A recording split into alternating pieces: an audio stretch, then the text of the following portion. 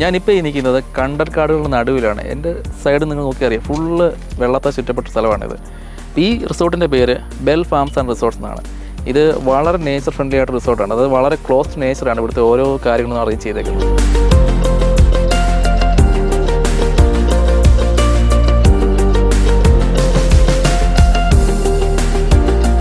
ഇവിടെ കുറേ കോട്ടേഴ്സ് നമ്മൾ ചെയ്തിട്ടുണ്ട്.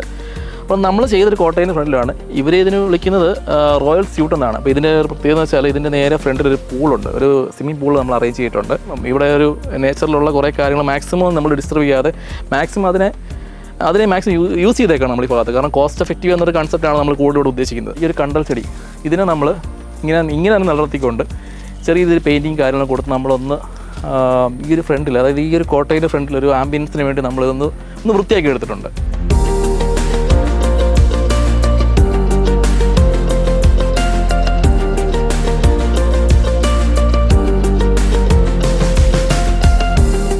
കോട്ടേജുകൾ ഉണ്ടാക്കിയപ്പോൾ ഈ ഇൻറ്റീരിയർ ചെയ്യാനായിട്ട് ഞങ്ങൾക്ക് വലിയൊരു ബുദ്ധിമുട്ടുണ്ടായി. ഇതാരെ ഡിപ്പെൻഡ് ചെയ്യണം, അല്ലെ കോട്ടേജാണ് ഞങ്ങൾ വളരെയധികം ഞങ്ങളുടെ ഒരു ഡ്രീം പ്രോജക്റ്റായിരുന്നു ബെൽ ഫാംസ് ആൻഡ് റിസോർട്ട്സ്. അങ്ങനെയാണ് മണ്ണോതുരത്തിൽ തന്നെയുള്ള ഒരു ആൾ പറഞ്ഞാണ് ഞങ്ങൾ ലിവിങ് സ്റ്റേറ്റ് ഡെവലപ്പേഴ്സിലേക്ക് എത്തിച്ചേരുന്നത്. പ്രിയപ്പെട്ട ബാലു, ലിബിനും ശ്രീരാജും വളരെ സിൻസിയറായിട്ടാണ് ഞങ്ങൾക്കൊരു പലരും ഞങ്ങളെ അപ്രോച്ച് ചെയ്തതാണ്. പക്ഷേ ഞങ്ങൾക്ക് ഇവരെയാണ് ഞങ്ങൾക്ക് അധികം ഇഷ്ടപ്പെട്ടത്. അവർ ഞങ്ങൾക്ക് 4 കോട്ടേജിനും 4 വ്യത്യസ്തമായ ഡിസൈൻ തന്നു. It was really beautiful.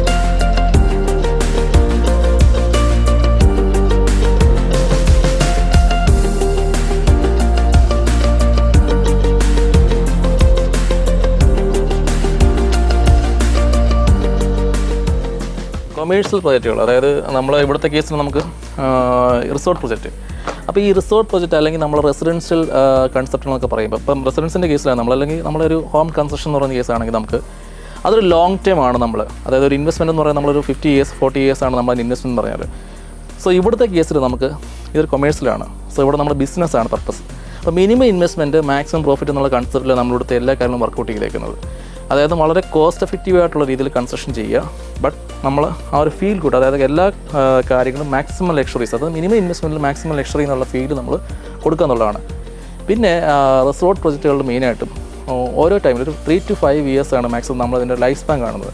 So ട്രെൻഡും കാര്യങ്ങളും ഇവിടുത്തെ എല്ലാ ഡിസൈൻസും ചേഞ്ച് ആവുന്നതനുസരിച്ച് നമുക്ക് ഇതിൻ്റെ എല്ലാ ഡിസൈൻസും ചേഞ്ച് ചെയ്യേണ്ടതുണ്ട്. സോ നമ്മൾ ആ ഡിസൈൻ ചെയ്യുമ്പോഴെല്ലാം വർക്കൗട്ട് ചെയ്യുമ്പോഴും ഈ ഒരു 4 to 5 years മുന്നിൽ കണ്ടിട്ട് മാത്രമാണ് നമ്മളിത് വർക്കൗട്ട് ചെയ്തേക്കുന്നത്.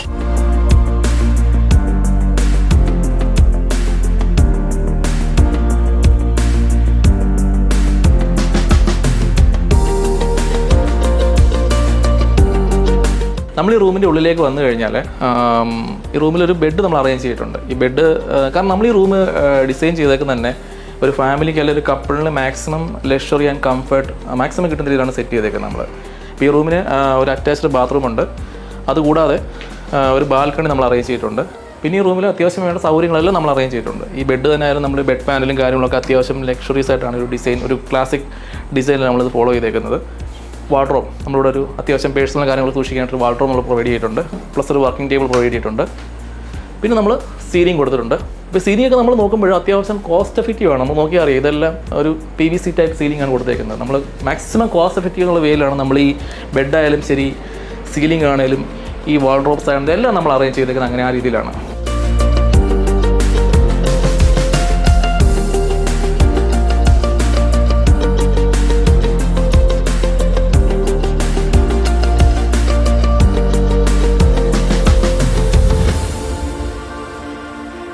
ഇതിവിടുത്തെ സെക്കൻഡ് റൂമാണ്. നമ്മൾ കുറച്ച് മുമ്പേ കണ്ട റൂമിൻ്റെ അതേ കാര്യങ്ങളൊക്കെ തന്നെ നമ്മളിവിടെ അറേഞ്ച് ചെയ്തേക്കുന്നത്. അതായത് ബെഡും വാർഡ്രോബ്സും വർക്കിംഗ് ടേബിളും എല്ലാം നമ്മൾ അറേഞ്ച് ചെയ്തിട്ടുണ്ട്. പക്ഷേ ഒരു ഡിഫറൻറ്റ് സ്റ്റൈൽ അല്ലെങ്കിൽ ഡിഫറൻറ്റ് തീമാണ് നമ്മൾ ഫോളോ ചെയ്തേക്കുന്നത്.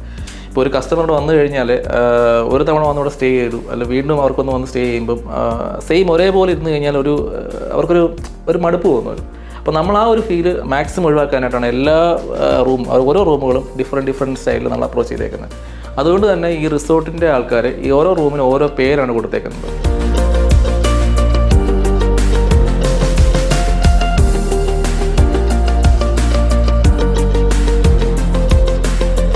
നല്ല യങ്സ്റ്റേഴ്സ് ആയിട്ടുള്ള വൈബ്രൻ്റ് ചെറുപ്പക്കാരാണ്.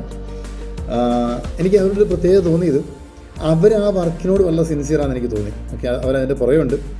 അതുപോലെ തന്നെ ഈ വെള്ളത്തിനകത്ത് കൊണ്ട് അല്ലെങ്കിൽ ഈ മൺറോത്തുരത്തിനകത്ത് കൊണ്ട് ഇത് ചെയ്യുക എന്ന് പറയുന്നത് ഒട്ടും എളുപ്പമുള്ള കാര്യമില്ല.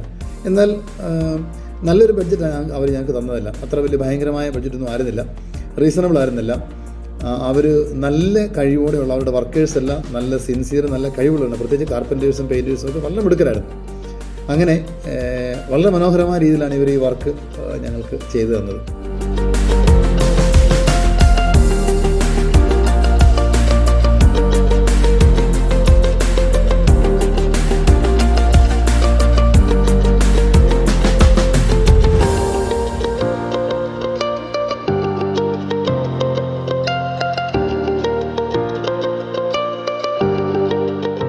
കസ്റ്റമർ സാറ്റിസ്ഫാക്ഷനാണ് നമ്മുടെ ഏറ്റവും വലിയ സ്ട്രെങ്ത് എന്ന് പറഞ്ഞാൽ.